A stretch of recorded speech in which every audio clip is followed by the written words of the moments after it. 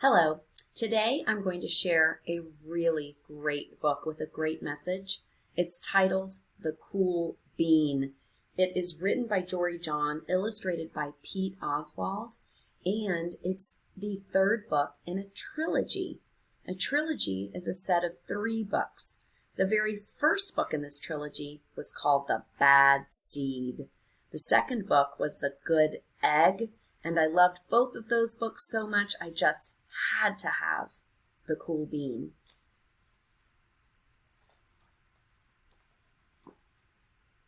Watch out! Here come the cool beans. The cool beans. Oh yeah, check out how they move. Look at the way they swagger. Notice their sunglasses. Yow. The cool beans are known all over school, from house to house, across town, beyond county lines.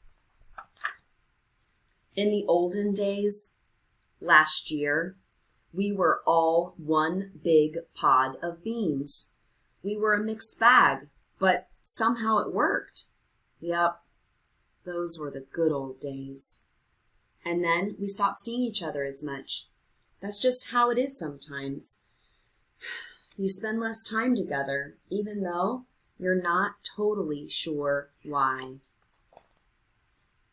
I watched as the beans I knew so well, the beans from my own pod, became the cool beans. Oh, they were so cool.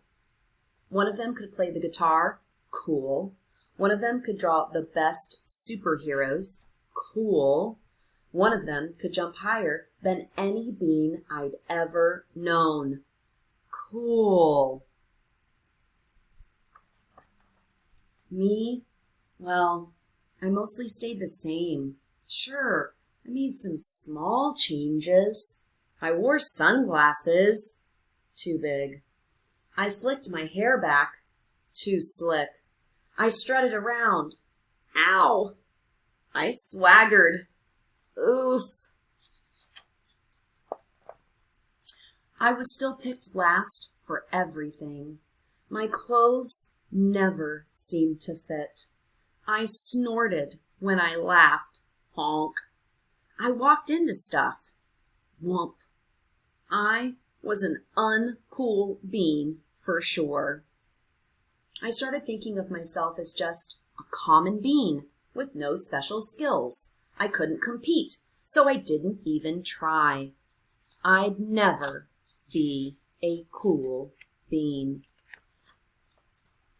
It seemed like there were 2 types of beans in the world. There were the cool beans and the beans like me. The days all blended together. I lived my life and things were just okay. I took tests and ate lunches and mostly kept to myself. The cool beans continued being cool. I mean, sure, I miss them a bit, but it's not like I was going to say something. I felt like all that coolness had gotten in the way of our friendship. And that's how it went, until one day. I was in the cafeteria. I dropped my lunch on my loafers. Oh no, not again. But then something sort of miraculous happened. Out of nowhere, one of the cool beans helped me clean it up. He didn't even say anything. He just gave me a nod. That was it. Later, I was out on the playground. I tripped and scraped my knee and maybe cried a little bit, and everybody saw it.